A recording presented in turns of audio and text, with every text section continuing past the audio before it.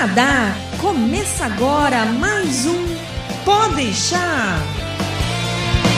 Saudações, humanos! E sejam bem-vindos de volta ao Pode Deixar. Eu sou o Japa. E eu sou o Berg. E voltamos, mais uma mega semana, mais um verão maravilhoso, que tá quente, parou de chover, bater na madeira pra parar de chover essa merda. Bate na madeira mesmo, porque a gente teve noites aqui de 12 graus, 10 graus, não foi exatamente assim, uau, não. Não, eu tenho ouvido muita gente dizer que esse tá sendo um dos piores verões dos últimos anos. Que tá esse me parece... Honestamente, o verão de 2003, o meu primeiro verão aqui, quando eu cheguei, que ele foi bem temperado, e eu vou usar a mesma expressão que eu usei na época, é um verinho. Que mané temperado? A única coisa que eu quero temperado é o meu feijão, não quero saber do meu verão temperado. Exato.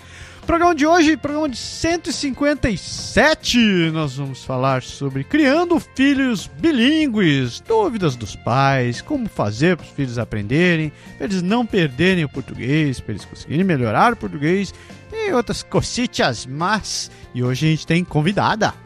Isso, convidada que a gente apresenta daqui a pouco, mas eu queria aproveitar para mandar um abraço para Carolina Seron. Aliás, Carolina foi ela que escreveu para a gente sugerindo esse tema. Então, Carolina, tá aí, espero que a gente responda algumas das suas perguntas no programa daqui a pouco, e se a gente não responder, você simplesmente manda mais pra nós. Manda um beijinho e vamos pra frente.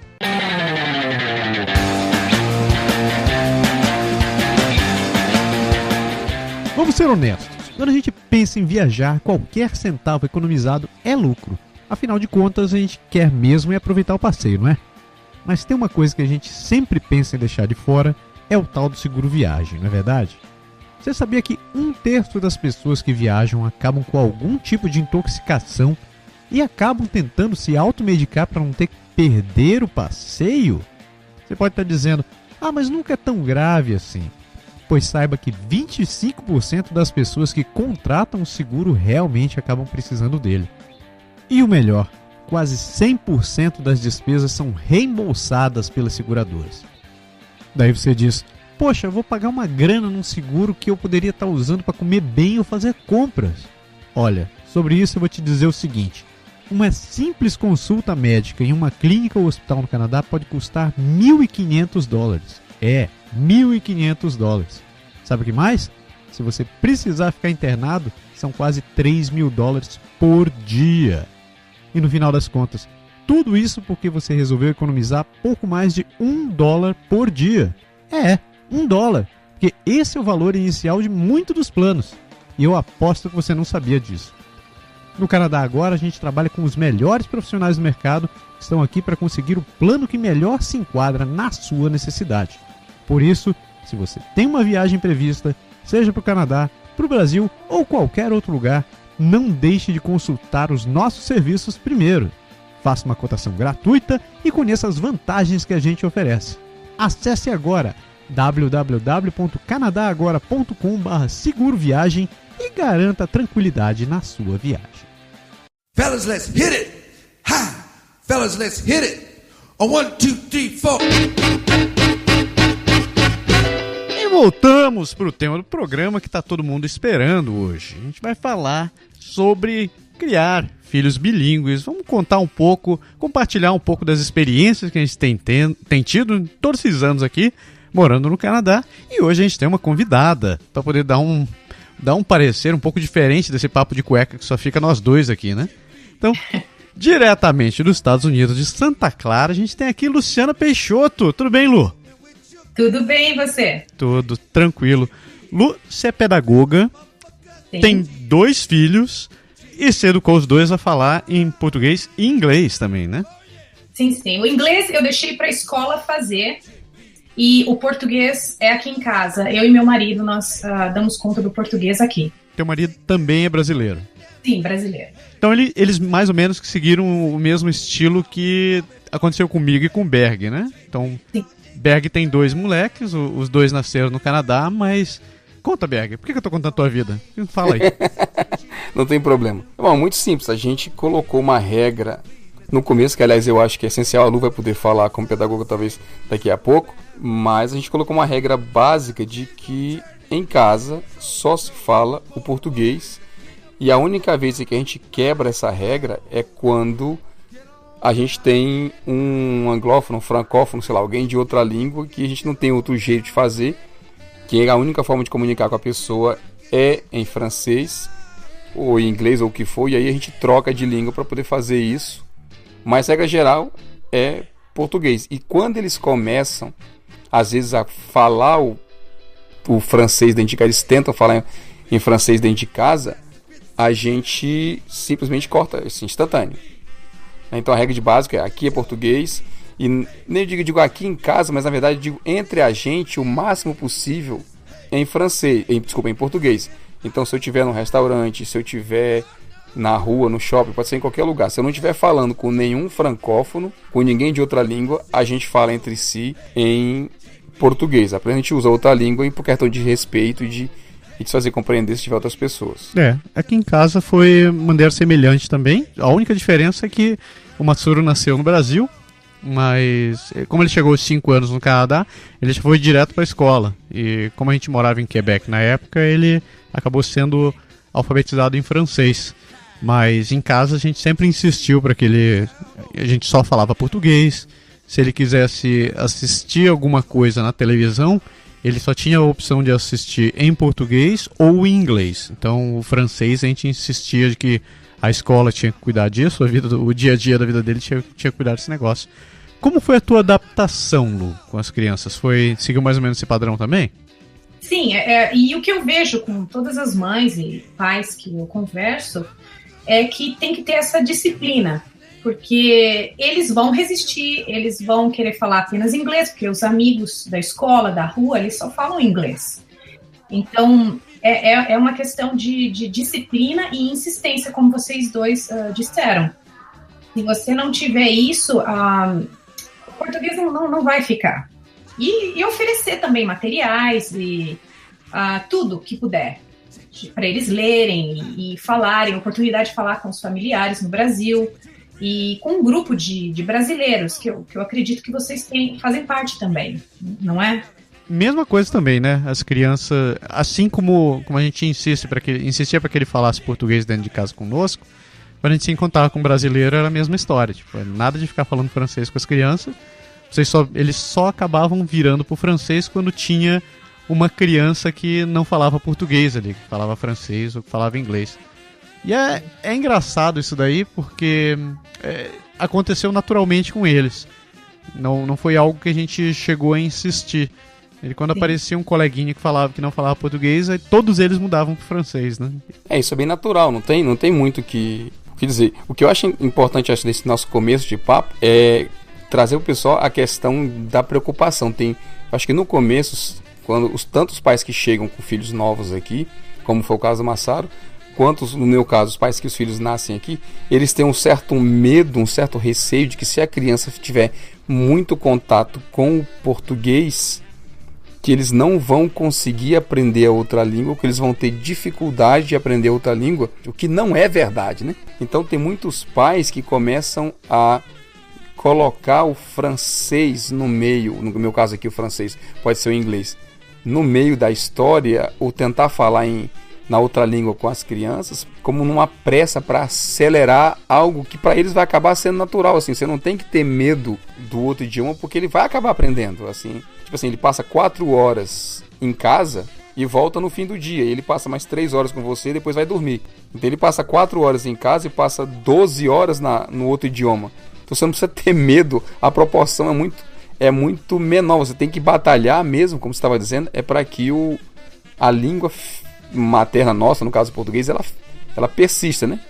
Sim, e esse medo que você mencionou, pelo menos como mãe, a gente coloca o filho na escola, na pré-escola, e aí você começa a ver que ele vai abandonando, ele não fala mais o português, porque agora ele está tendo contato com a outra língua, ou mistura muito, e alguns pais entram em pânico, né? Porque eles não se sentem capazes também de ensinar a criança. Eles acham que, às vezes, o português só se ensina numa escola, se eles tivessem acesso a uma escola. E esse foi o meu ponto quando eu criei esse kit Papagaios. Porque é difícil achar escola, é difícil achar professores particulares, e quando você acha, é bem caro. para você fazer uma alfabetização numa criança em português.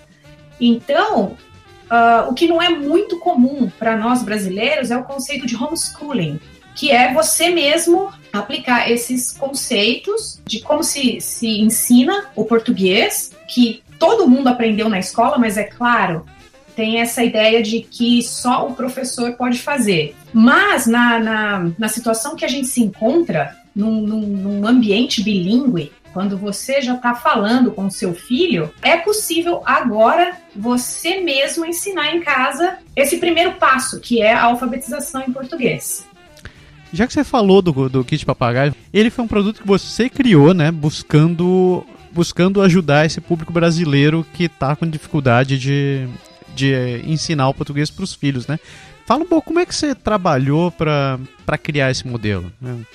Olha, ele surgiu da minha preocupação. Eu estava vendo meus filhos, eles estavam lendo um pouco, eles reconheciam as letras, mas eles não escreviam nada. E para mim, na minha visão, para ser fluente numa língua, você precisa ler, escrever e falar essa língua. Sim. E eu sou pedagoga e eu sei como fazer isso. Eu ensinei por muitos anos, inclusive adultos, no Brasil, eu alfabetizei crianças e adultos, e aqui fora do país, aqui em Santa Clara, eu ensinava português como second language. Bacana. Então eu tenho a visão de todos dos nativos e dos não nativos, então eu sei como fazer. Mas a minha ideia era tornar isso algo mais democrático, como para todo mundo, qualquer um conseguisse fazer. E ensinar português num nível alfabetização é muito simples de fazer. Os métodos disponíveis, inclusive os mais simples do Brasil, são acessíveis. Mas eu tinha que deixar esse material numa linguagem para leigos poderem acessar. Sim. Por isso que eu falo em homeschooling, porque eu tenho que ensinar os pais ou um tutor a ensinar. Então foi essa ideia que me fez criar as atividades, compilar tudo em 2 livros, em 2 recursos pedagógicos e colocar dentro de um kit, para que qualquer um que fale português possa ensinar uma criança. Qualquer pessoa que estiver morando fora do Brasil e que queira alfabetizar uma criança vai ser capaz de fazer. Eu foquei num grupo de pais e de crianças dessa geração que está crescendo fora do país, no Canadá, em Londres, Japão, em qualquer lugar que está crescendo. Os pais estão ensinando como a criança falar em português, mas está faltando a escrita. Uma hora você falou sobre a facilidade que é para poder ensinar essas crianças. Ontem eu estava conversando com um amigo meu. Ele está organizando um evento que vai ter em Montreal sobre bilinguismo e trilinguismo, etc. e tal. E inclusive eles conseguiram trazer aquela menina, uma menina russa, acho que é Bela o nome dela. Ah, aquela garotinha que fala todas. Isso, que ela fala 7 idiomas diferentes, né? Ele teve a oportunidade de conversar com os pais da criança, os pais dela, mas o que eles faziam? Digamos que o pai fosse aquele que falasse russo, a mãe falasse inglês. Então, como eles funcionavam em casa? O pai só falava russo com a menina, a mãe só falava inglês. Aí eles tinham o problema das outras 5 línguas, né? Como é que eles iam fazer para a menina ter o acesso nativo a esses outros idiomas? Então, a técnica que eles conseguiram foi sair contratando babás que fossem nativas nesses outros idiomas. Parte do período que a criança ficava com as babás era só falando esse outro idioma, sei lá, falando francês, espanhol, alemão, chinês ou o que quer que seja. Então, ela acabou desenvolvendo naturalmente essa aptidão, esse reconhecimento dos outros idiomas, porque para ela acabou sendo algo natural, né? Ela não estava nem sabendo que ela estava aprendendo um idioma diferente. Mas o caso dessa menina, ela é extraordinária, né? Porque ela faz a transição naturalmente, ela não mistura, ela sabe quando ela tá falando francês, quando ela tá falando alemão. Não é nem todos os pais querem isso, querem que as crianças aprendam 5 línguas desde criança. Sim.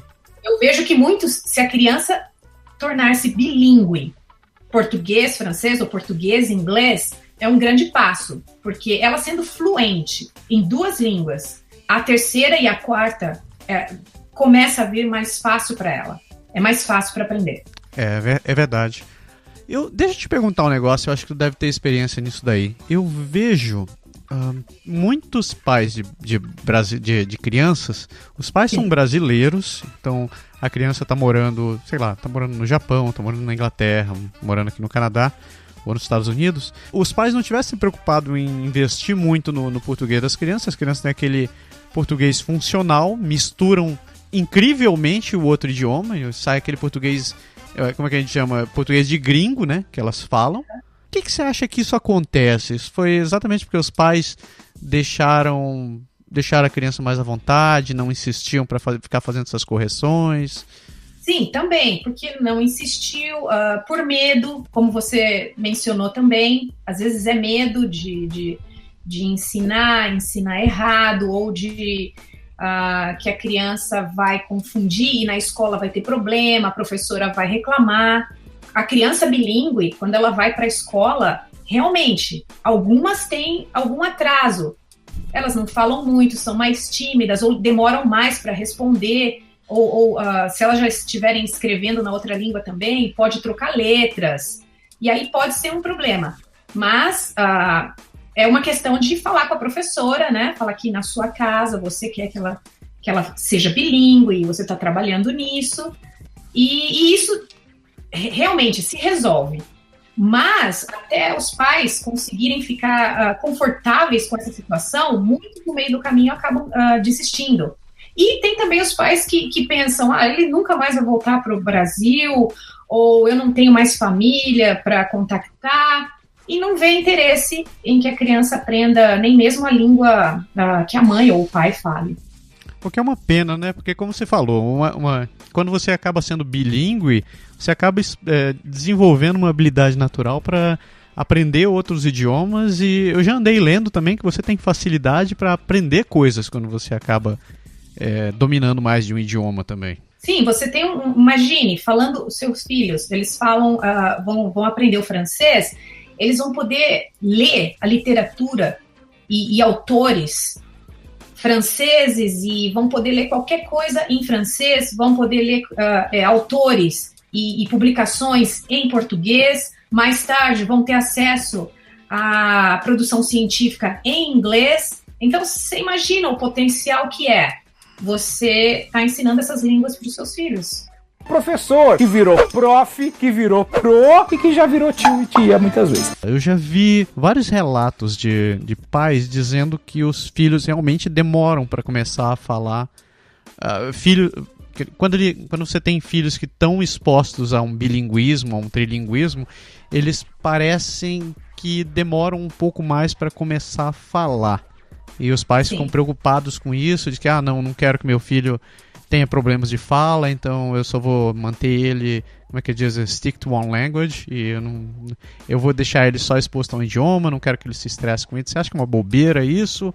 É algo que realmente você deveria se preocupar? Não, a preocupação é muito válida. Eu passei por isso, principalmente porque com gêmeos, em alguns casos, eles inventam a própria linguagem. Então, quando eles eram bem pequenininhos, eles falavam algo entre eles que não era nem inglês nem português. Nossa, mãe. Então, eu fiquei mais preocupada ainda. O que eu fiz para resolver minha preocupação? Eu fui falar com o médico. Fizeram um teste com a fonoaudióloga, nada foi encontrado, e eu tive a sorte que a fonoaudióloga, ela era preparada para casos, quando ela encontrava casos de crianças bilíngues, e ela me deu muita informação. Então, eu sabia o que esperar. Realmente, os pais se desesperam, porque chega um ponto que você não sabe mais o que fazer. Você não está preparado para isso. Mas quanto mais informação você vai colhendo, mais confortável você vai ficando, você vai saber o que fazer e vai ajudar seus filhos de certa forma. Teve um ouvinte nosso que mandou uma mensagem faz alguns programas atrás. Ele contou o caso de uma amiga dele, que ela é brasileira, ele é canadense, ele é canadense e francês, e eles tiveram uma filha. Daí ela estava com essa preocupação de saber como é que eu vou fazer para educar a minha filha, para que ela para que ela se acostume naturalmente aos 2 idiomas, e resolveu perguntar para o médico de família deles. E o médico veio com essa sugestão, né? Que eu acho que é o método que eu tenho visto muita gente fazer. Que é, ele disse, você como mãe falando português, você só vai falar português com ela. E o pai, sendo o franco-canadense, ele só vai falar francês com ela. Então não se preocupe com se ela vai entender o teu francês ou se ele vai entender o teu português dela. Faça com que ela se acostume com isso daí, que ela entenda naturalmente essa transição, que quando ela estiver falando com você, ela vai falar nesse idioma, quando ela estiver falando com ele vai falar naquele idioma, e aos poucos ela vai fazer a troca naturalmente para isso daí. Sim, esse método é conhecido como OPOL, One Parent, One Language. Então, as pessoas que têm conhecimento vão recomendar aos pais que eles façam dessa forma em famílias pequenas, né? Como o brasileiro casado com alguém de uma outra nacionalidade. E é considerado mais eficaz para criar crianças bilíngues. Isso é verdade. É um pouco do que os pais da menina lá russa fizeram com ela, né? Eles acabaram fazendo com que ela fosse submetida a várias línguas ao mesmo tempo por pessoas diferentes. Ela cria uma referência, na verdade, que aquela pessoa é aquele idioma. Porque, na verdade, a criança no começo, ela não sabe que ela está aprendendo ou francês, ou inglês, ou português, ou qualquer coisa. Para ela está recebendo um monte de som que o cérebro dela vai passar um certo tempo até ela conseguir distinguir o que forma a base para ser compreendida em uma língua, o que forma a base para ser compreendida em outra língua. Só que essa preocupação os pais não precisam ter. É o cérebro da criança que vai fazer, né? Sim, exatamente. As crianças são como uma esponja. Esse termo é muito difundido, porque elas absorvem tudo e é como um computador. Elas têm um processador que é super rápido. É diferente do nosso, quando a gente tem que aprender uma língua depois de adulto. Então, ela está tudo ali, então ela vai realmente, por isso que a gente insiste, que é muito importante ensinar, assim, inclusive a alfabetização inglês e outras línguas, quando elas são pequenas, entre 6 e 9 anos, é a melhor época. Você falou um pouco de retardo agora. Meus 2 filhos, eu tenho 3 anos de diferença de um para o outro, eles não começaram a falar na mesma velocidade nem do mesmo jeito. Então, a primeira coisa que eu queria dizer é assim, não tente comparar uma criança com outra, porque se um aprendeu, o meu primeiro filho, ele é muito assim, ele tem um dom natural para a língua, para falar, para comunicação, desde sempre, desde que eu acho que ele é gente. Então ele começou a falar português realmente muito cedo, assim, quando algumas crianças estavam começando a falar algumas palavras, ele estava formando frase. E quando ele fez a transição para o francês, foi super natural. Óbvio que teve um período, você falou lá no começo, na creche, quando ele começou, ele queria dizer alguma, tipo assim, ele falava água, e a gente, assim, algumas coisas básicas, tipo água, leite, xixi, algumas coisas que ele podia tentar falar para a menina da creche lá, a gente traduziu para ela. Quando ele fala isso, é essa outra palavra que ele quer dizer. Mas a gente não podia dar o idioma todo. Teve uma obra, a creche que ela tinha era no subsolo, e ele queria subir. Toda vez que ele queria subir para a parte da casa dela que não era usada como creche, ele falava escada. E ela chegava para mim e dizia assim, ele fala um negócio esquisito, ela dizia em francês, um negócio esquisito, escada, eu não entendo o que é, e eu não sei assim o que ele está querendo. E ela sempre vinha conversar com a gente e pedir para a gente tentar identificar o que ele estava querendo dizer naquilo ali. E ela foi super compreensiva, a gente conseguiu separar bem as coisas. Quando a gente entendeu que ele queria dizer escada, a gente falou para ela que ele queria subir, e aí ela passou a entender. Mas rapidamente ele passou a falar o francês, e aí o problema sumiu. Já o meu segundo, ele demorou mais que o primeiro para falar. Então, assim, você não pode comparar exatamente as crianças, porque são seres humanos distintos, vão ter capacidades e percepções diferentes de cada coisa. O meu primeiro, apesar de a gente ter usado exatamente a mesma receita, o meu segundo, desculpa, exatamente a mesma receita do primeiro, ele começou a falar um pouco mais tarde, assim, não tão tarde, como a gente viu em alguns casos já, mas ele começou a falar um pouco mais tarde. Ele teve um pouco mais de dificuldade com a língua, ele misturava bem, hoje ele mistura menos, mas até uns 3 anos atrás ele misturava bem mais, ele tem 8 agora, o inglês, o francês e o português, mas a gente conseguiu com o mesmo incentivo, posso dizer assim, fazer com que ele fosse liberando as duas línguas. Tipo assim, a gente nunca deixa, quando a gente está falando português, por exemplo, eu nunca deixo ele completar uma ideia com uma palavra em francês sem pedir para ele dizer qual é a palavra equivalente em português.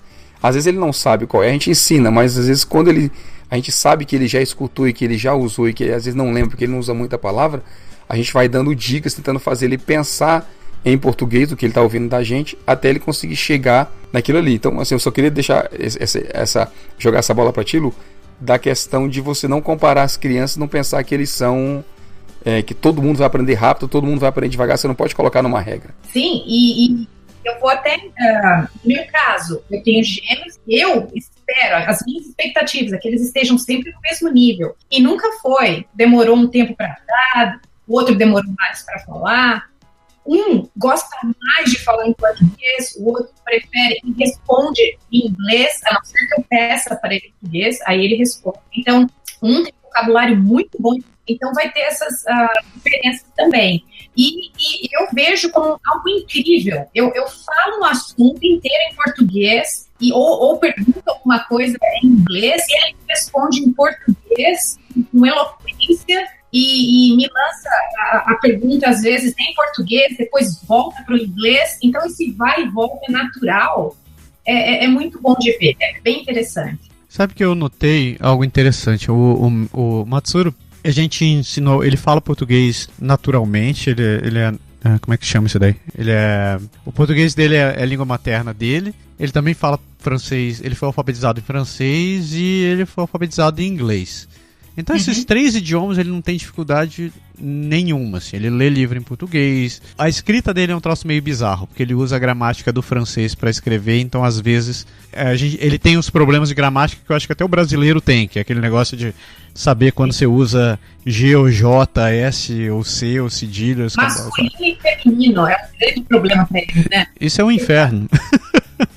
Mas uma coisa que eu notei é o seguinte, ele começou, eu coloquei ele para aula de japonês quando ele estava com 11 anos. E como ele reclama disso, ele diz que é difícil, não é a mesma coisa que foi para ele aprender os outros idiomas. Então, eu pequei nisso, porque quando ele estava crescendo, eu não falava japonês com ele. Sim. Então ele cresceu, ele conhece algumas palavras, ele conhece alguns termos, mas ele não tem a mesma fluência que ele tem nos outros idiomas. E hoje ele reclama horrores, porque ele tem que chegar e diz: pô, mas eu tenho que pensar e a gramática é diferente, e o jeito de funcionar é diferente. Eu falei: velho, sinto te dizer, mas tu tá velho. Tu começou a aprender velho esse negócio. Professor que virou prof, que virou pro e que já virou tio e tia muitas vezes. A gente tava falando sobre filhos diferentes, né? Então você já chega, no caso de você ter um filho que já fala o idioma, que já é um pré-adolescente, por exemplo, e você vai migrar com ele e com o irmão ou com a irmã, só que o irmão e a irmã eles são mais novos, eles vão fazer toda a alfabetização da maneira normal dentro daquele país. Então, sim, o que eu vejo acontecendo nesses casos também é que, por exemplo, geralmente o mais velho ou a mais velha, eles vão passar a mesma realidade que eu estava falando do meu filho, assim, eles vão ter que passar por uma ajuda para poder aprender o idioma, eles vão ter que ter um acompanhamento, e geralmente sim, aqui no Canadá tem esse acompanhamento das escolas, e o mais novo vai ter esse aprendizado natural. O que eu tenho visto é, por exemplo, o seguinte: parece que o mais novo, ele toma pela facilidade de estar aprendendo o idioma do local e deixa um pouco para lá de estar falando português. Então, como o mais velho está em toda aquela dificuldade, parece que o mais novo acaba assumindo o papel de tutor do mais velho, muitas vezes. Então ele chega e diz assim: eu não estou conseguindo fazer as coisas. Então o mais novo chega e diz: não é assim que fala, é dessa maneira, assim, assim, assado. Então, eles têm bastante, os pequenininhos, eles têm bastante disciplina e corrigem a gente também. Agora, os nossos me corrigem em inglês, porque eles sabem, mas inclusive o accent, né, o sotaque. O sotaque, eles corrigem muito a gente, porque agora eles sabem bastante. Porque eles nasceram, foram para a escola, eles pertencem a essa cultura. Então eles se sentem, como dizem aqui, entitled para corrigir a gente. Eles têm confiança para corrigir a gente. E a gente faz isso com o português deles. O jogo vira, né? Essa história. Isso é um ponto interessante, porque você vai acabar caindo, assim, os pais vão acabar caindo num confronto, assim, com eles mesmos, porque a gente tem que dominar o outro idioma, porque a gente trabalha na outra língua, porque a gente vive na outra língua também. Mas quando você tem que ensinar o seu filho, você tem que começar a entender bem mais do que o teu simples vocabulário básico de uma pessoa qualquer, porque você tem que aprender, entre aspas, tudo que o seu filho está aprendendo de novo, apesar de você saber na sua língua, mas você tem que aprender tudo de novo na outra para você poder ajudar a ensinar. Você falou assim de uma criança que ajuda a outra. A gente pede para o meu filho mais velho, às vezes, tomar a lição do mais novo, porque eles têm 2 anos de diferença na escola e eles acabaram de... Assim, tá bem recente ainda a matéria de um, então ele sabe como o professor explicou aquela coisa, como foi aquela dica, e ele é capaz de dar referência. Mas você falou de corrigir, isso vem muito claro para mim quando a gente está tentando, por exemplo, fazer um ditado. A gente não tem a pronúncia perfeita. Já algumas vezes assim, a gente faz piada aqui entre a gente, porque a gente, assim, meu filho corrige a minha esposa quando está fazendo ditado, ou me corrige, ele quer discutir que eu não pronunciei a palavra exatamente como ela deveria ser, porque ele tem o detalhe, assim, bem refinado da linguagem correta. Às vezes é uma besteira, mas você fica atento. Isso é uma preocupação, porque tem gente que... Tem pai que diz assim, eu levo meu filho no médico e é melhor ele explicar o que ele está sentindo pro médico, porque ele tem mais vocabulário do local do que eu, dependendo da idade da criança, da idade dos pais, de quanto tempo, assim, desenvolvimento da língua de cada um. Mas eu acho interessante que, assim, eu tive que aprender, entre aspas, assim, reaprender muita coisa em termos de matemática, de história, de geografia, de formas diferentes de ensinar, para poder tomar a lição de casa e fazer os deveres e ajudar nos trabalhos da escola para os meus filhos. E imagine, o brasileiro que chega aqui, os pais, falando dos pais, eles têm às vezes que aprender a língua, ou aqui nos Estados Unidos, ou aí no Canadá, que é o francês. Às vezes a pessoa não fala nem o inglês nem o francês, tem que aprender os dois, ou vai para a Alemanha, tem que aprender o alemão. Então o próprio pai já está nesse conflito, essa pressão, tem que aprender uma língua, e a outra pressão é manter a língua dentro de casa. Então você imagina os conflitos também que os pais passam para fazer essa decisão, manter a língua materna dentro de casa. Não é fácil. Tem um fenômeno no Japão, acontece de uma maneira bem diferente do que é aqui. Já começa pelo fato da escrita ser totalmente diferente do que a gente está acostumado, né? O pessoal que vai trabalhar lá, que vai com os filhos, que só fala português ou que tem um japonês bem rudimentar, eles acabam... Bom, para começar, a carga horária deles é muito grande, né? Então o pessoal trabalha 10, 12 horas por dia. E muitas vezes os pais não acabam arranjando tempo para conseguir estudar japonês e aprender de verdade. O que acontece? Eles pegam os filhos, então as crianças, elas acabam fazendo papéis que estão além daquilo que você espera de passar responsabilidade para as crianças. Então, geralmente você colocaria assim, não... Você vai tirar o lixo, você vai arrumar a casa, dobrar as roupas, guardar suas coisas, manter as coisas em ordem. Então dá aquelas responsabilidades básicas. Só que nesses casos, o que está acontecendo? As crianças são responsáveis por exemplo, entender um contrato, analisar uma procuração, analisar um exame. As crianças estão crescendo com essa sobrecarga. Como eles acabaram sendo alfabetizados no país, eles acabam tendo contato mais com o idioma, eles têm mais facilidade, só que ao mesmo tempo eles não têm ideia do que são consequências legais, eles não têm ideia do que são os contratos, restrições, etc, etc, etc. E eles acabam absorvendo essa sobrecarga, dizendo assim, pô, eu não tenho culpa, e o pai fica brabo, a mãe fica braba. Não é o vocabulário deles, né? Não é um vocabulário ainda. E mesmo que fosse, eles não entendem. Muitas vezes os pais chegam nesses casos porque eles precisam discutir com as empresas ou com os órgãos. Então, seja negociando um plano de celular ou contrato de aluguel. Então você chega naquela história, você não concorda com algo e você diz assim, explica pra ele que eu não tô de acordo. E a criança fica assim, caraca, eu tô conversando, eu tenho 13 anos, tenho 10 anos. É obrigada a amadurecer na marra, né? Ele acaba sendo, os pais acabam ficando dependentes do filho, então, nessa situação que você está. Eu nunca vi nada parecido aqui mais pra cá, talvez porque de um jeito ou de outro a gente consegue se virar falando inglês, né? Na pior das hipóteses. Exato. Mas é porque extrapola a função de simples tradutor, né? Uma coisa que eu vejo muito comum por aqui é tipo assim, você recebe alguém da família, né? Aí tipo assim, se a pessoa chegar num período em que você não tá de férias, às vezes você diz pros seus convidados, ó, o shopping é aqui perto, você pode ir pro shopping e tal. Mas eu não falo nada, não, leva meu filho que ele traduz pra você. Pois é, todo mundo faz isso. Mas aí quando você leva a criança, é pra fazer aquela assim, pergunta pra ele isso, como o Massaro falou, é relativo, né? Se você fizer uma pergunta assim, tipo, quanto custa o telefone, em quantas vezes eu posso fazer o pagamento, se você subir um pouco o nível, a criança, ela não está nesse nível de mentalidade, não é a questão de falar a língua, é questão de entender regras e conceitos exatamente que ela não chegou lá ainda, ela vai chegar quando ela tiver 14, 16 anos, ela não chegou nesse nível ainda. É mais para comprar alguma coisa ou pagar ou entender o que o caixa falou para a pessoa.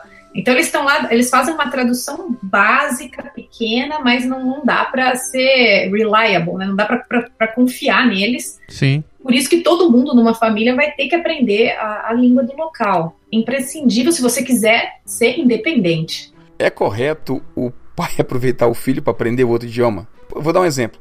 Meu filho, eu ensinei português a ele. Eu ensino diariamente, o tempo todo. A gente vai falar disso daqui a pouco mais em detalhe.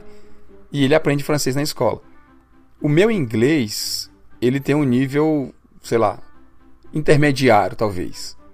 Eu sou capaz de me comunicar em inglês, mas eu não conseguiria hoje, talvez, fazer o mesmo trabalho com a mesma qualidade que eu faço em francês, eu não conseguiria fazer em inglês. Por falta de vocabulário e de articulação, assim, falta de prática com a língua. O meu filho, ele vai para a escola secundária e, como a gente estava conversando no briefing, ele vai fazer um inglês, que eles chamam aqui, um programa que chama Inglês Língua Materna. Óbvio que não é língua materna, porque aqui é francófono, mas eles vão tentar fazer o adolescente chegar o mais próximo possível do bilinguismo. E a gente vê, aqui no Quebec, a gente vê que funciona. Eu pego o ônibus, alguns trajetos, tem gerações de adolescentes que assim, eles falam inglês que eu tô longe de falar ainda. Aí eu fico naquela, poxa, eu posso aproveitar que meu filho vai se tornar trilingue e que eu não tenho um inglês tão bom para tentar fazer ele me ensinar o inglês para que eu melhore o meu inglês, entendeu? É correto ir para esse lado, assim, é uma sobrecarga para a criança? Por que não? Pode ser só uma conversação, né? Se você não obrigá-lo a ficar lá 1 hora te explicando gramática, eu acho que um adolescente não vai querer fazer isso, mas conversação e te explicar algo que você não entendeu é natural. De vez em quando, isso daqui, quando ele tem paciência, quem faz é meu filho com a minha esposa.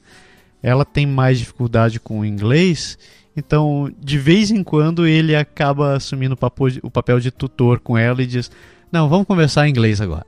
Aí ele passa uma determinada coisa, ela tem que se explicar e tem que falar inglês, e ele fica corrigindo ela, e como ela tem ela acaba misturando alguma coisa, trocando pronomes, ou trocando verbos, etc e tal, ele dá risada, ele acaba se acabando com a forma que ela fala. Mas pra ele é muito mais um jogo do que uma tarefa. Professor que virou prof, que virou pro e que já virou tio e tia muitas vezes. Deixa eu te perguntar uma coisa, você estava falando sobre maturidade, né? A gente começou falando sobre os pais serem capazes de alfabetizar os filhos em português aqui para poderem para que eles sejam capazes de serem autônomos e terem conhecimento do idioma. Digamos que meu filho amanhã, daqui a uns 4, 5 anos, resolve estudar no Brasil. A gente estava até falando isso sobre no briefing antes, né? Você citou. Ele não tem um nível de português suficiente, por exemplo, para poder passar num vestibular no Brasil hoje em dia. Escrever uma redação no nível que é exigido no vestibular, eu não acredito que ele vá ser capaz. O que os pais precisam fazer no caso de aparecer essa necessidade, né? De aparecer essa situação? Por exemplo, você educou seu filho, ele é capaz de falar português, ele lê e se vira para escrever, mas ele quer estudar no Brasil. Então, essa foi uma das minhas preocupações, porque eu pensei, eles falam, tudo bem, conseguem se comunicar, mas e a leitura e a escrita? Aí eu pensei, eles têm que ser alfabetizados, e enquanto são crianças, e preferencialmente logo depois que foram alfabetizados na língua do país que eles vivem. Porque daí é muito mais fácil para a gente, os pais que são leigos, né, as pessoas que nunca tiveram experiência em ensinar, é mais fácil para eles também. É fácil para quem vai ensinar e fácil para quem vai aprender. Quando a criança é alfabetizada em português em casa, por exemplo, ela vai adquirir as habilidades, né, de leitura e escrita, e ela chega num ponto que eu chamo de crack the code. Quando a criança vê que basicamente o português é a junção de letras, consoantes com vogais, aí depois são as sílabas que se juntam e formam palavras, aprendem um pouco das exceções, as regras, ela está alfabetizada. Isso é um conhecimento que é muito difícil dela perder, se ela manter, e não é a nível como se estivesse numa escola, ela pode manter em casa, existem cursos online, gratuitos às vezes, mas a alfabetização, que é o one-on-one, e precisa de um tutor para isso, ela tem que ser feita agora enquanto elas são crianças. Então ela não perde isso que ela aprendeu. Ela foi alfabetizada, ela vai saber ler e escrever. Aí, depois de um tempo, você decide... Ele vai para o Brasil fazer algum curso, alguma coisa. Realmente, se ele não, depois que foi alfabetizado, não continuou aprendendo a gramática, a fazer textos, interpretação de textos, ele vai ter essa dificuldade. Ele vai ter que aprender o português como second language quando chegar no Brasil e fazer como a gente faz aqui. Às vezes a gente chega com um inglês básico, vai aprender até chegar no avançado, faz o TOEFL, que é o teste, para você entrar na faculdade. Então, ao meu ver, é da mesma forma. Eles vão voltar para lá, vão ter que fazer os cursos, os testes, para poder entrar numa faculdade ou num curso que eles pretendem fazer lá. Sendo alfabetizado agora, na primeira infância, isso vai facilitar muito para eles. Por exemplo, uma dica que eu dou no livro é sobre feminino e masculino. Eu não sei se você notou nos seus filhos, mas para eles é uma dificuldade incrível. E pelo menos para as crianças que estão aprendendo inglês, eles não precisam pensar nisso. Mas em português é a escova de dente, é a cadeira, é o livro, e eles têm essa dificuldade. E o jeito de você ensinar é corrigindo e dizendo que a regra básica termina com A, é feminino, termina com O, é masculino. Aí vai ter a árvore, termina com E. Essas são as exceções. Então isso é coisa que a gente ensina e eles aprendem escutando música, lendo, fazendo leitura e falando com a gente. Francês tem uma outra dificuldade. O francês tem alguns masculinos e femininos invertidos do português, né? Então você, quando, assim, às vezes você fala uma palavra que seria a, tipo a gente fala em francês a planeta, enquanto que em português é o planeta, né? A gente fala a mar e em português é o mar. Então é comum que eles coloquem como o inverso da palavra quando eles estão tentando falar. E aí, como você disse, a gente vai realmente tentando corrigir e ensinar. Mas uma coisa que eu fiz que eu achei interessante foi tentar a criança ler. Eu acho que a leitura ajuda bastante. O que eu fiz, estou tentando fazer com meus filhos aqui por exemplo, eles gostam de um livro que você tem nos dois idiomas, você tem seja em inglês e português ou em francês e português, de comprar as duas versões. E aí deixar ele ler as duas e ele tentar comparar se é tipo, até mesmo como exercício para ele, eu jogo muito de brincadeira, ver se eles estão falando exatamente a mesma coisa, se a história está sendo contada do mesmo jeito, se não houve uma mudança de interpretação, obviamente não para histórias muito grandes. E outra coisa é os pais se colocarem à disposição, porque assim, quando ele começa a ler alguma coisa em português, tem vocabulário que ele nunca viu. Então, num livro você não sabe exatamente tudo que está escrito. Então a gente fica de igual, não entendeu a palavra, vem falar, vem perguntar, ou você sublinha, sei lá. Meu filho até é engraçado que ele não quer riscar o livro. Eu falei, então você vem falar comigo, e de vez em quando ele tá lendo, aí ele, pai, tal coisa, essa palavra aqui significa o quê? Aí volta para ler, aí daqui a pouco ele, pai, tal coisa. Aí ele começa a ficar com raiva.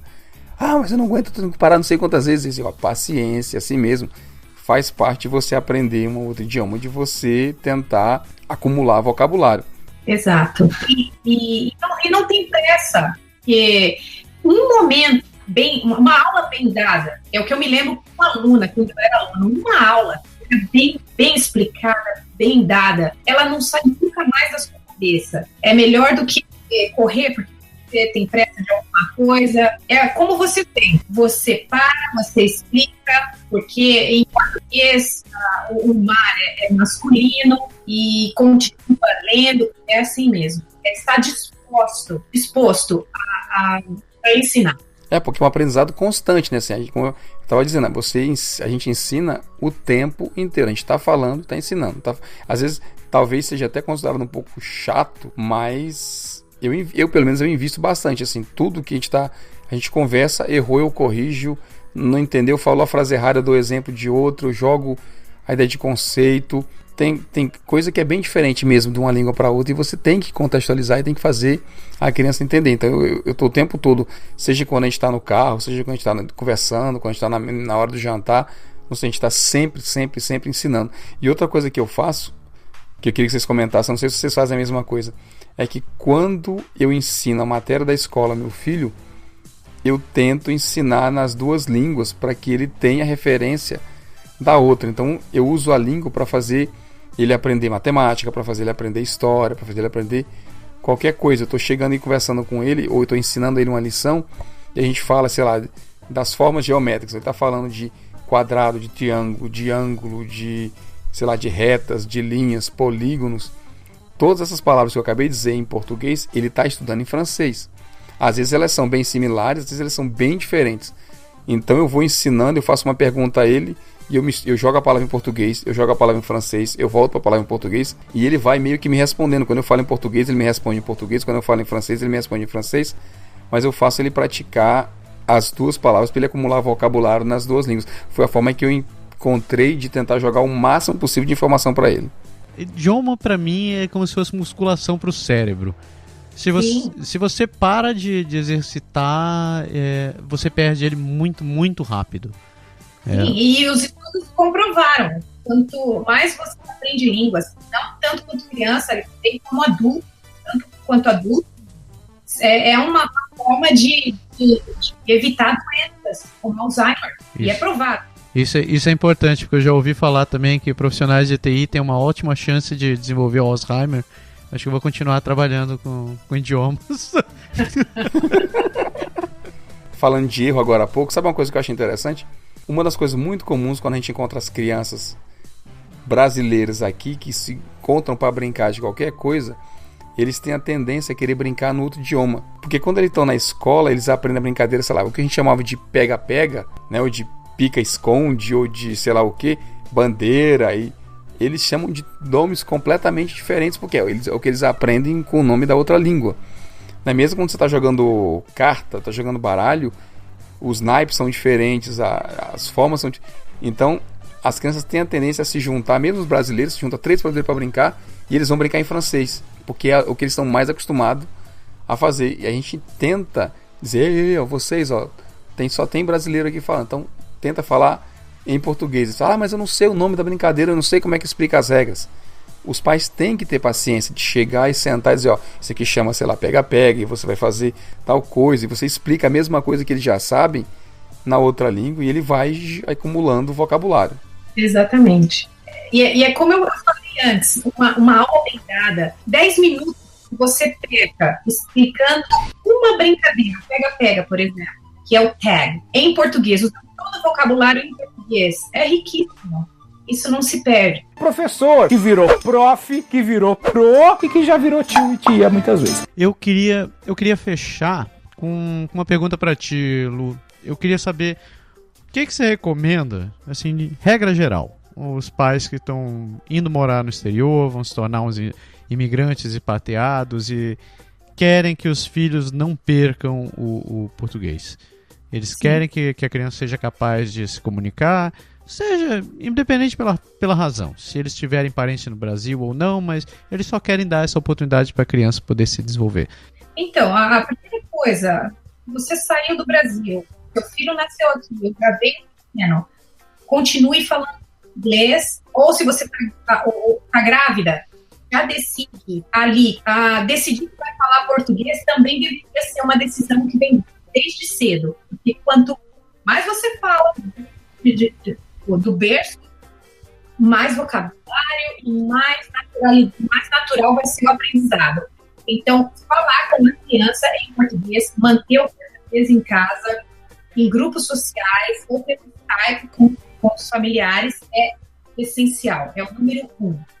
Oferecer livros, todo tipo de literatura, inclusive ler com eles manuais dos brinquedos, o brinquedo que veio do Brasil, que alguém presenteou, receita, todo tipo de literatura apropriada na idade. E quando for apropriado, na idade apropriada, principalmente logo depois que foi alfabetizado na língua do país onde mora, e a escrita, alfabetizar a criança.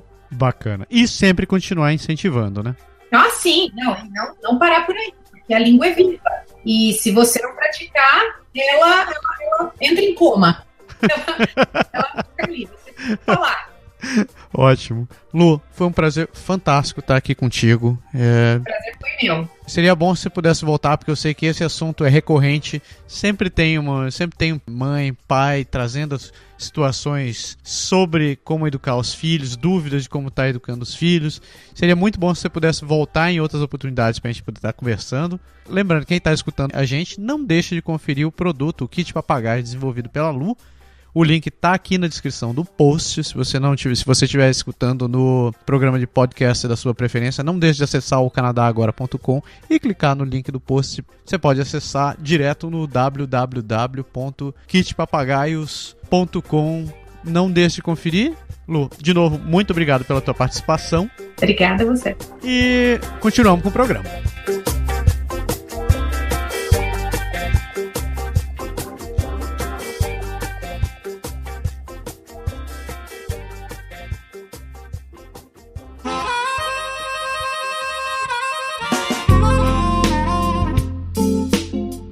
Então, hora da tecla SAP. A tecla SAP. Tô vendo que Explica o conteúdo antes. Ai, senhor. Eu acho que você até me lembrou desse negócio. Parece que eu só falo de peitos. Eu esperar você dar o título para eu jogar o bordão de volta. Então. Mas não é a minha intenção. Eu li. Isso daí caiu na minha timeline. Eu fui ler e me chamou a atenção e eu resolvi comentar. Mas lá cá estou eu de novo, né? A última vez que eu falei sobre uma mulher em Cornwall que estava exigindo o direito de fazer topless nos parques aquáticos. E hoje eu vou falar sobre o Topless Day. Topless Day. Apesar de ter peito na história, são temas realmente diferentes. Então vamos lá? Então aperta o botão.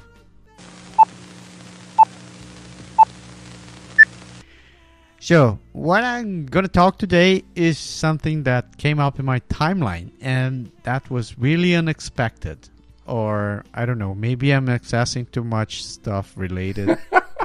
C'est ce que j'allais dire. Ta timeline est un peu suspect. Yeah, well, no, it's not my fault, it just came out there. Okay, actually that was suggested from a friend of mine, which name I'm going to keep here, because I don't want to accuse you for anything else. Now, what's going to happen is Toronto is going to receive the next Topless Day. Yeah, that's exactly what you heard. There's going to be a day dedicated for women walking topless in the High Park. So it's a real known park in Toronto. And, yep, that's exactly what it proposed.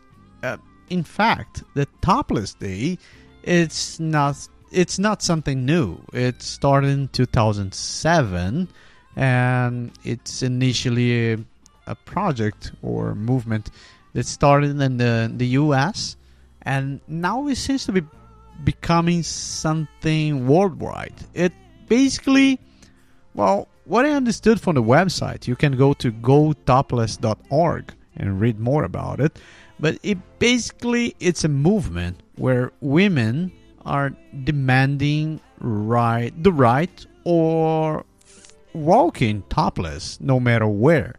As they say, why since men are allowed walking topless, right, like shirtless, why women shouldn't?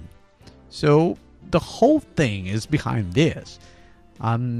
It basically, like, in every they're trying to make this something where wherever you go in the world, there's gonna be one movement like this, where women were gonna gather in a place, usually a park or a beach, and they're gonna walk topless. And well, Toronto is in the list, actually.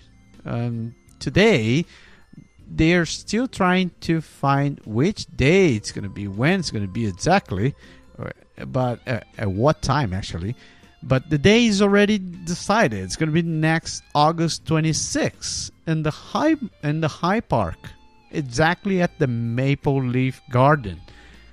So, well, you know, I had nothing against. We already spoke about it in the last show. Actually, the last show I spoke about it. But I had nothing against it. Like, I believe women must have the same rights of walking topless.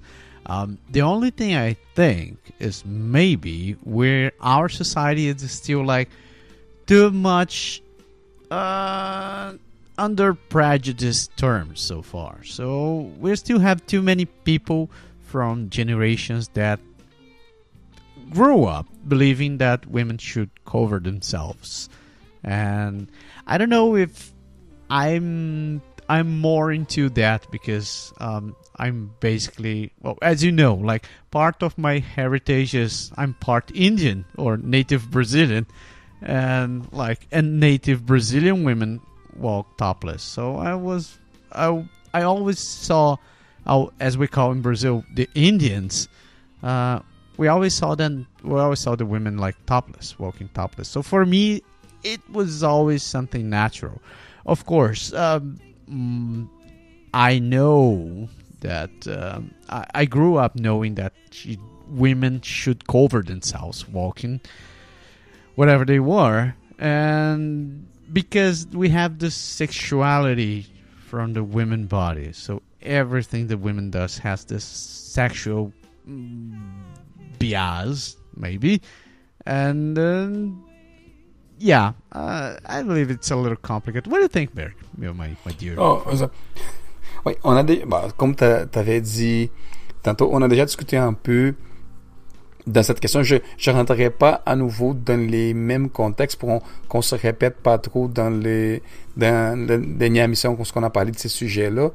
C'est clair que c'est difficile, mais puis ça me semble aussi une idée. On a parlé dans l'autre émission du Femen, puis plein d'autres initiatives où les femmes, comme c'était le sujet d'ailleurs du dernier épisode, on se parlait des femmes de façon indépendante qui trouvent que c'est leur droit d'aller, mettons, dans des lieux publics, mais il faut sans la partie du haut de ses vêtements. Mais ça, c'est une question, on a parlé déjà de ça, des cultures, puis je pense que principalement de la culture des hommes, pas nécessairement de la culture des femmes, comme pour les femmes c'est un droit, on a bien dit si elles veulent faire ça, on n'a rien à dire là-dessus.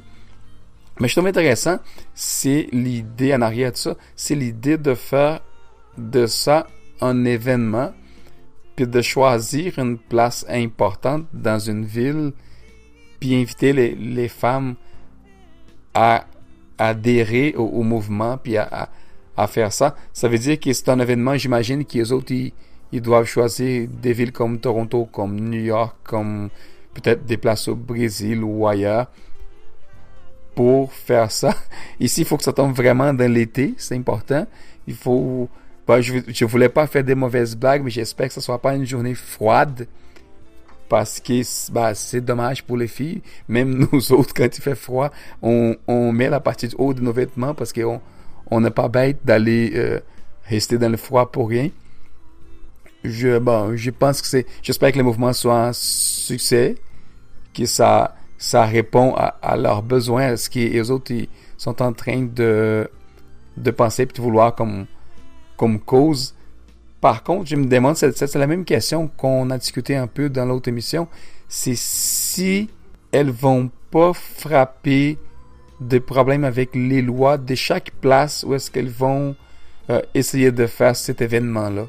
You know, like in the website, there's a map where the event's going to happen worldwide. So, and some places like in Los Angeles, there's a mark saying that the event's going to be censored, and Phoenix, Arizona, it's going to be censored, and there's some couple of other places like Chicago is going to be censored, and Minnesota, Duluth is going to be censored.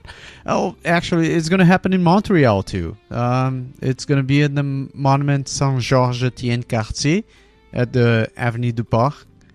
So, Quand tu dis qu'il va avoir la censure là-dessus, ça veut dire que le gouvernement s'est déjà prononcé, puis qu'ils ont dit, regarde, nous autres, on ne permettra pas que ça soit fait si vous allez de même, comme la police va être là, puis ils vont essayer d'empêcher ou arrêter des personnes qui vont rentrer. So what usually happens in most places is when you decide making a public event or a public manifestation, you have to talk to the town hall, and usually you have to talk to the police too, because they may be able to, I don't know, do the proper arrangements for you. So probably what happened here, like they got in touch with the town hall or the police department, and they got a no, saying, oh, that's not going to happen here. If you do that, someone's going to be arrested or something. There's not much detail here about what's going to happen, but yeah. So if you want to join the Topless Day, don't forget, it's going to be August 26th. If you go to gotopless.org, don't forget checking the map and seeing where it's going to happen. Again, if you guys are thinking about going there just to see women showing their boobs, go fuck yourself. It's like take this with proper responsibility. It's a movement. Like they have the rights of doing that. You don't have to agree, but you also don't have to try destroying that. So c'est une question de respect à la base. Exactly. So that's it. Go. Je voulais juste ajouter un commentaire. C'est spécial. Tu as nommé plusieurs places où ça va être comme interdit de le faire. Mais est-ce qu'il y a des places où c'est comme, c'est-tu marqué comme autorisé, ou des places où est-ce qu'il n'y a rien dit? So that's a good question. I don't know. So far it's marked as happening, and some of those places already have like a confirmed time. C'est comme pour Toronto, est-ce que ça a été dit? So far, ça va être interdit? No, it's not. It's not censored. It's not forbidden so far. They're just trying to announce. They're trying to confirm what time it's going to happen. But they already have a place here. It's going to be at the High Park, the Maple Leaf place. But there's no time. Maybe they're just waiting for the confirmation, or I don't know. Maybe everything may change, and we don't know. Yeah. Ce que je trouve intéressant pour une question comme celle-là, c'est de savoir les volumes d'adhésion. Combien de femmes pensent vraiment comme ça par rapport à mettons, je dirais pas à la normale, parce que c'est pas une question d'être normal ou d'être pas normal, c'est une question d'être dans l'idée ou d'être dans l'esprit. C'est comme on a c'est partout dans le monde, il y a des plages où on sait, tu parlais de la France tantôt. C'est bizarre qu'en Lyon, ça c'est comme bloqué. Mais il y a plein de... Même au Brésil, à Fortaleza, il y a dans une des plages, il y a un hôtel qui a un nom français. J'ai oublié son nom là, à ce moment-ci. Mais l'hôtel a un nom français. Puis il semble qu'il est... Je suis jamais allé, je ne peux pas dire. Mais il semble qu'il est devant la partie, l'aire de l'hôtel. Mettons la partie de la plage qui est devant l'hôtel, les étrangers qui vont là, les filles pratiquent les topless. Puis on parle comme il y a plein de mouvements dans le monde qu'on voit dans les reportages, dans les nouvelles partout, où ce que les gens font de mouvements, mettons tout nus, ou d'espèces de parades ou des choses de même. Puis il y a des places naturistes, ils nous disent des plages. Parce qu'il y a certainement des personnes qui pensent à ça, mais il faut dire que dans une situation de même, tout le monde est d'accord qu'il faut être de même. C'est la règle de la place. Aussi, l'objectif, c'est d'être de même. Tandis que dans une situation comme celle-là, c'est vraiment comme tu vas contre les standards. Puis on sait, tu as bien commenté tantôt, à chaque fois qu'on est contre un standard, soit pour l'homosexualité, soit pour les transsexuels, soit pour les topless, soit pour les religions différentes, soit pour les personnes qui ont des croyances différentes ou des idées qui ne fonctionnent pas vraiment de ce qui est standard ou ce qui est protégé par la loi. Il y a tout le temps des révoltes et de problèmes. J'espère vraiment que ce soit quelque chose que ça passe du fois pacifique, puis j'espère que ça fasse, comme tu as dit tantôt, que les gens utilisent du respect. Puis je vais répéter ta phrase en français pour que ce soit bien clair. Si vous voulez aller là-bas pour faire la scrap, allez vous faire foutre. C'est ça. Tecla SAP off. Eu espero que vocês tenham curtido o assunto. E eu não vou dar continuidade isso daqui. Se vocês quiserem continuar discutindo, escutem o que a gente falou em francês e inglês. Mas, nossa, é muito pano pra manga. Imagine eu indo trabalhar de saia. Vamos pro programa. Vamos lá.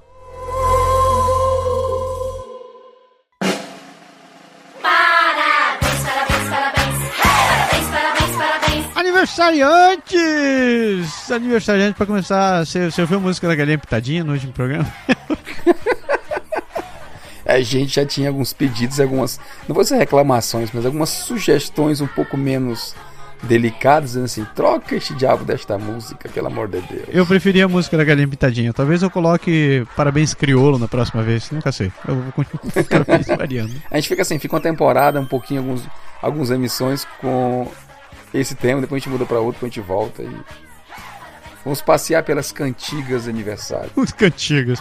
E falando nisso, aniversariantes do meu lado, eu queria mandar parabéns pro Sandro Calderon. Sandro, meu garoto, um grande abraço. Otávio Augusto Franco.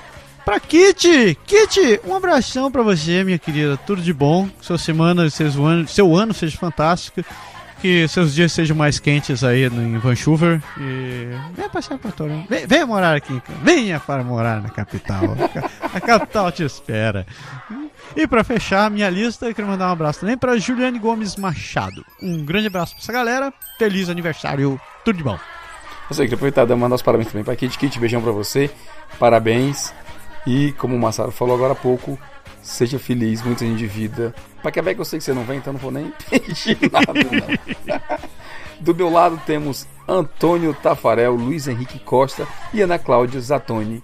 Listinha pequena dessa vez, mas são aniversariantes queridos, galera que acompanha a gente no Facebook, que assinam a minha conta lá, o Berg Lindo, não pode deixar. E parabéns, é isso aí. Sejam muito felizes. E a gente volta a anunciar novos aniversariantes na próxima semana. Eu queria só mandar um abraço agora também para Carolina Chavoni Pinto. A Carolina, ela é de Montreal e ela fez uma excursão, um passeio, alguma coisa aqui para Quebec e ela me contactou pra gente, quase assim não vai, né? Ela me contactou, ela mandou uma mensagem, diz: ei, Berg, tô indo. A gente sempre pede isso para quando o pessoal vir para cá, dá alô pra gente ver se consegue se encontrar. Infelizmente a gente não pôde se encontrar. Eu gostaria muito de ter dado um abraço, ter feito uma foto, a gente pudesse até publicar e conversar um pouco, agradecer pessoalmente por dar apoio a gente e tudo. Infelizmente, assim, tanto para ela, que ela veio em excursão e foi super rápido, eles tiveram muito pouco tempo no centro de Quebec, e eu também tinha um compromisso hoje, passei o dia todo ocupado. Felizmente eu não pude me liberar para tentar. Eu juro que se eu tivesse um espacinho de tempo eu teria ido só para dar um abraço nela lá, e na família, mas eu acabei não conseguindo. Então, Carolina, um abraço para você e para sua família, e vamos para os comentários e e-mails.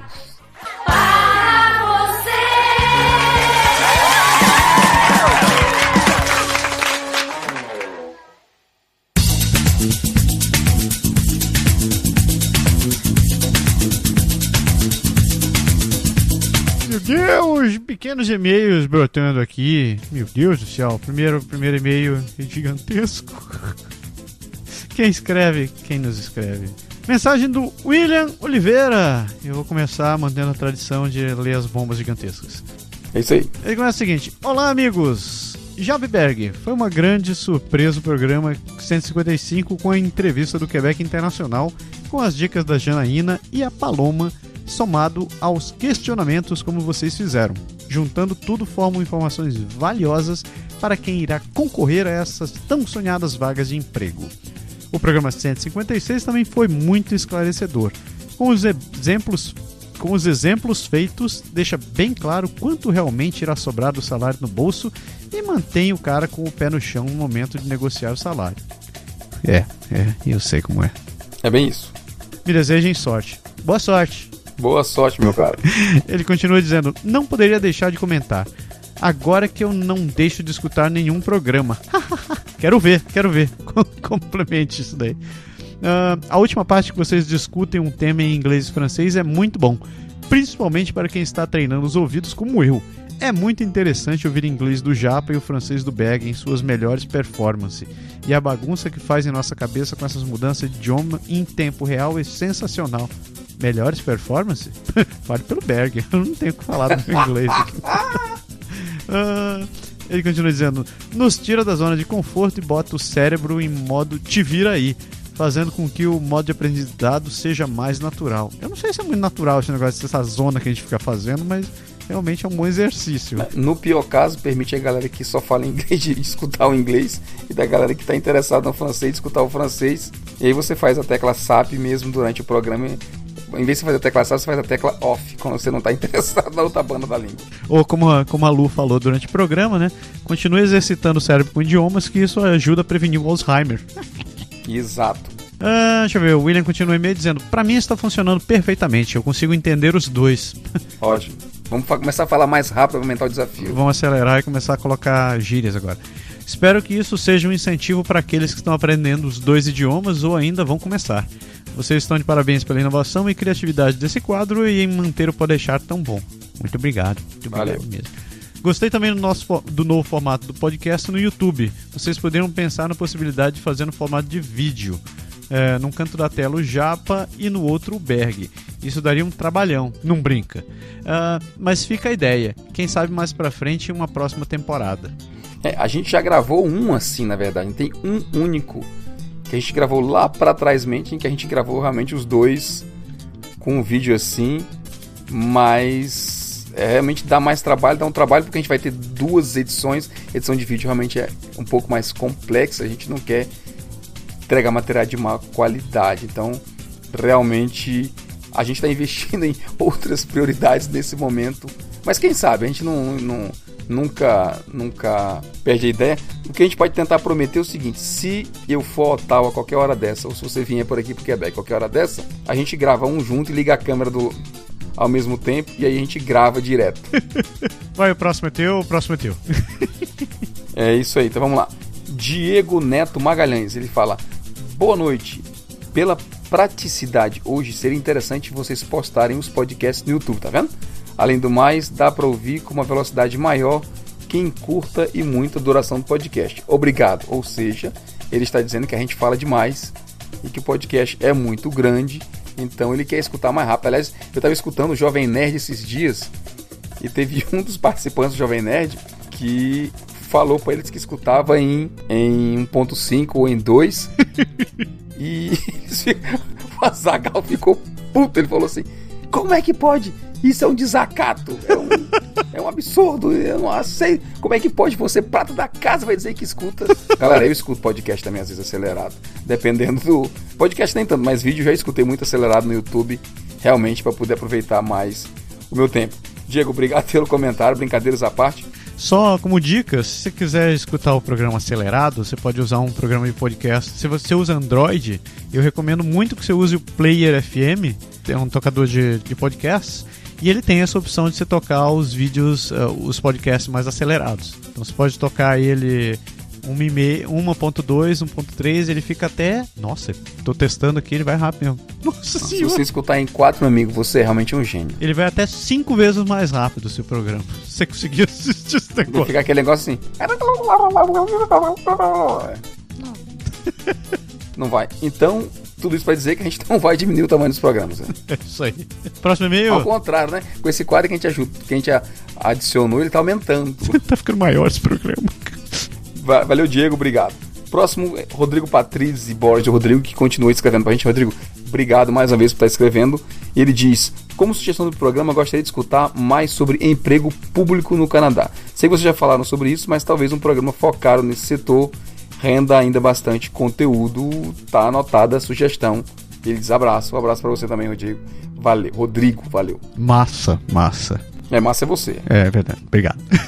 Não deixem de escrever pra gente, não deixem de participar. Faça como o Rodrigo, faça como o Diego, fale como o William e também faça como a nossa querida Carolina Seron, que mandou o tema desta semana do programa. Então escreva pra gente, mande pro contato@canadagora.com. Então mande uma mensagem direto no Facebook, ou Twitter, Instagram, essas coisas da vida aí. E se você puder mandar o script do programa junto, a gente agradece. Se você começar, eu vou começar a fazer uma campanha. Se você mandar o script do programa junto, inteiro, bonitinho, arrumadinho, você vai começar a concorrer a um brinde que eu vou mandar pra você. Olha. E se você quiser, vou fazer uma proposta indecente aqui. Se você quiser começar a editar o podcast, meu querido, você vai ganhar muito mais do que um brinde.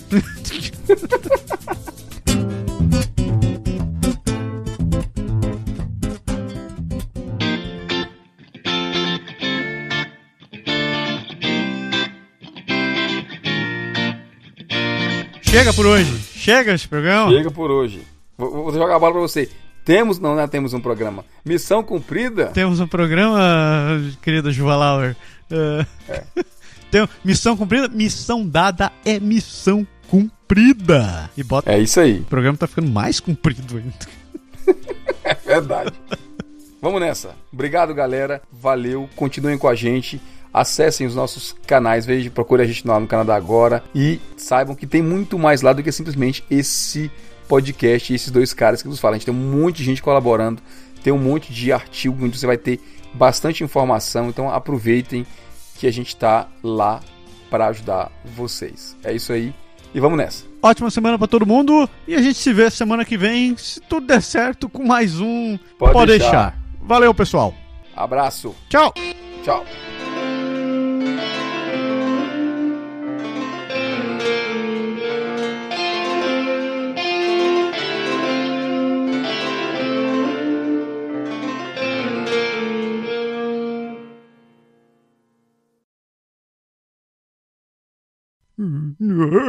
Zacarias, eu acho que eu vi um fantasma. Scooby-Doo, meu querido, não existe esse negócio de fantasma. Isso é coisa do Didi. Ai, se eu pego aquele cara, ai, se eu acabo com aquele cearense.